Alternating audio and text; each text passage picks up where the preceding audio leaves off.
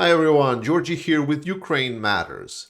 As I told yesterday, Russians are ramping up their attack on the Ukrainian front lines, so we're seeing movement pretty much on the majority of the front lines. But let's get to the map and I'll show you and tell you exactly what is happening. Russian military doctrine states that when you're attacking, you need to put the main thrust of your attack at one specific point of the front line when you want to do a breakthrough, but you need to put pressure on as many different pain points around the front line as you can.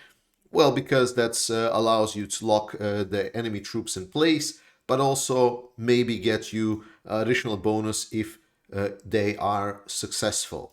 And the first we start here at the north around the Dvorichna area. So we've heard that Russians are gathering their forces here for attack. They attacked once, then they were repelled, then they regrouped and started attacking again, and the attacks continue. So obviously they're extorting their pressure at the north side, and obviously their success factor that they would like to achieve is get to the city of Kupiansk, which is a big kind of central logistics hub, which we've heard a lot about, as it was one of the kind of the major, if not one of the biggest goals of the Ukrainian counteroffensive in Kharkiv. I don't see that happening, but we still need to be aware of. Going towards the south, Russians, the deep state maps here are not still caught up. So there is this village of Makiivka, which is extremely important in this area. It has like a local significance around this, like having control of Makiivka allows easier defense of the villages that are south of it and so on. And we know that Russia has been attacking it from both from the sides and from the front, and they're also trying to go into the south. It's been a challenge. Makiivka is separated by a river, and when we were experiencing the fighting here, when Ukrainians were counterattacking, then once Ukrainians have captured the left side, Russians were not really able to break through towards the left side, which is the west side of the settlement once again. The river that is running through the village, if you look through it, it really helps. It goes right through the village.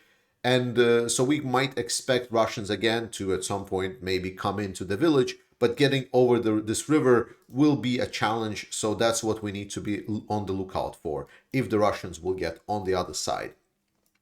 Going towards south, we see that Russians are continuing their advancement. As I explained before, multiple waves of reinforcements are coming to Kreminna, and some analysts are speculating that Kreminna is becoming essentially the main target, where the main spearhead and breakthrough Russia really wants to achieve. Basically, they say, well, we are already going to the Bakhmut and capturing Bakhmut, so let's just focus around the area of this Kreminna and move towards Liman and focus our efforts here. That's basically the logic.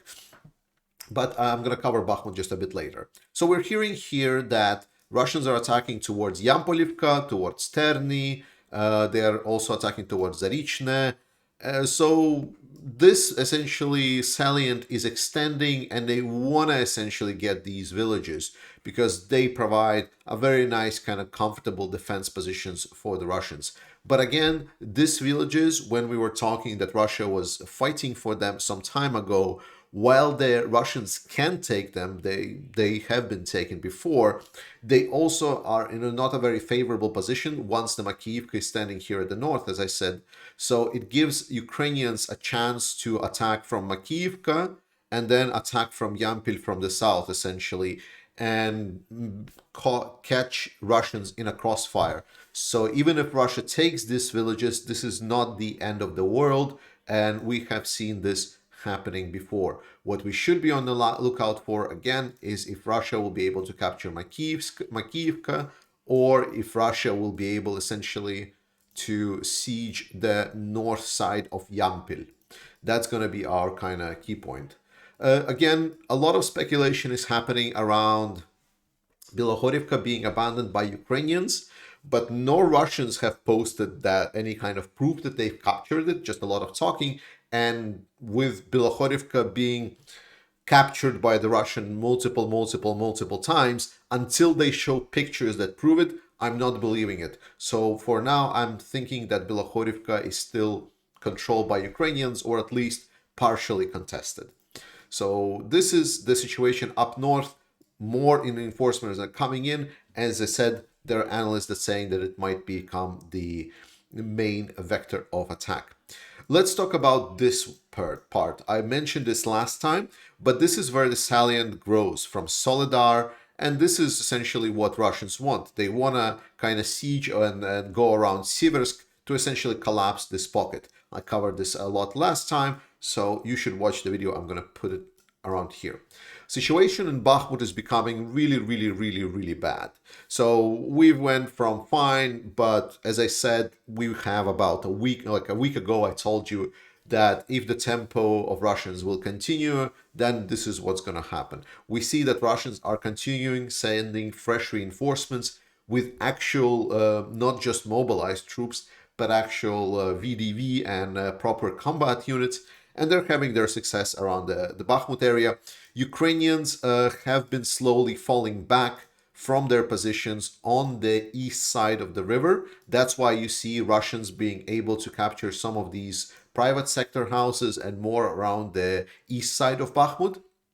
But more importantly, around the north, we have confirmation. If we were talking before that fighting was here around this crossing, then right now we also have reports that Russians are fighting around the station, the train station that is in this area. So, which is essentially means that Russians decided to kind of, instead of going through the high ground Paraskovik, Krasnohora fortifications, they instead were able to almost break through this position. Now, it doesn't mean that this is done and over. There is still this part of Yahidne, which Ukrainians hold, and this is also a fortification. So we'll see if this will fall or not, but the situation is definitely very difficult for Ukrainians.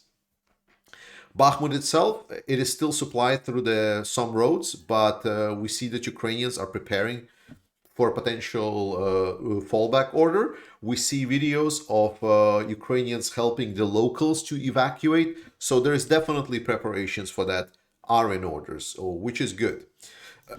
Not good that the Bakhmut is captured, good that Ukrainians are being prepared for all scenarios. Ivanivske, we hear reports that fighting is happening around the south side of Ivanivske, so Russians already reached it, which only in my understanding means that there is already fighting happening around the road here and here, which is as expected. Once we hear, what we need to be aware of is the village of Kromove. So when we start hearing in the news that Kromove or something is happening around Kromove, that's going to be kind of a big deal, because that's when one of the few more or less big roads is going through Bakhmut. That means that at that moment, most probably, if not a full retreat, but at least a fallback order will be issued. I'm expecting for it to happen. Overall, the situation in Bakhmut is quite hard. There are still some fortified positions, but they are already, like last resorts. We should not be surprised if Bakhmut will be left. We'll talk about this in the second part. Beyond that, the fighting still, they're still trying to probe around Avdiivka, but it's not really happening. As I said, the south side, after failing so hard on the whole of the south side, right now, not much is happening.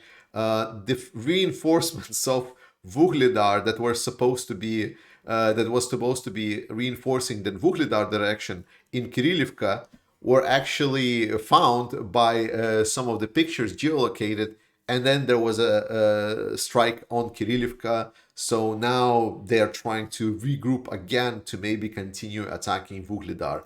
That's very nice news. And we also mentioned that there have been reports that Russia is concentrating some troops around Mariupol, though there has been also reports that some of these troops are now heading towards the western side. So not completely clear what exactly the plan is of Russians from the Mariupol, because the idea was they're just gonna gather them up around off the HIMARS range, and then they will try to pressure Vuhledar. But maybe that is just coming. Before we continue, I would ask you to hit the like button and subscribe. It really helps the video getting more views, which is really important because we want to be on point with the truthful information, what's happening on the front line, especially now that with the Russian assault happening, because the Russian propaganda will put all sort of nonsense claims about that they're already toppling the government in Ukraine or whatnot. But now let's transition to the second part of the video. And today's video I want to kind of dedicate to a little bit of psychological positioning, mental positioning of you, like, because your biggest enemy in this current situation where we had essentially a balanced front lines, and now it's not your side that is going on the offensive and it's you that's being attacked by, your biggest enemy is your own brain, because that is putting you in a position where you are emotionally disbalanced and you are considering that all things are happening and it's going to be the worst. And that's very important, because this is not the problem for Ukraine. Ukraine has survived the hardest challenge ever. Ukraine literally had its survival chance hanging by a thread on the February, just after February 24th, the first couple of months. What is going to happen right now is not even close to where Ukraine was at the start of the war. It's still going to be tough. Be prepared for Russians now as attacking units to take the land. You need to be ready for it. But again, it's all in your hand. It's not of the military tactics. Yes, it costs a lot of lives of Ukrainians, but we need to understand that Ukrainians are going to try to do the mobile defense again. They're again in that mode. They will try to kill and destroy as many Russians as they can. They will try to stop and hold on to whatever they can, but they will not put their actual army at the risk, because the goal of this war is to preserve one's army and destroy the enemy's army. It is not for Ukrainians to hold to any specific type of settlement, for at least now, because everything that can be taken back will be taken back. And the important part here is that to put kind of like a mental state hooks, let's put it like anchors for you, let's call it something like this.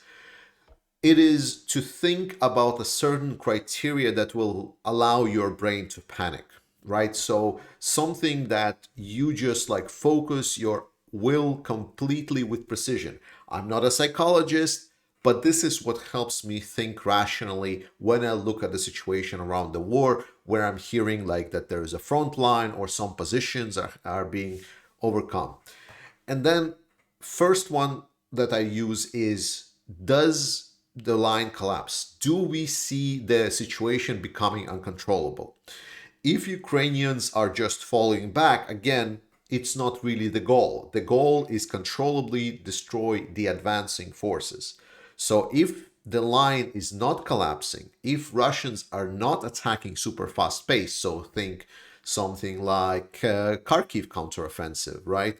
Or deep penetration for many tens of kilometers per day, and or like big encirclement, like for example, if Bakhmut suddenly gets encircled tomorrow or something like this.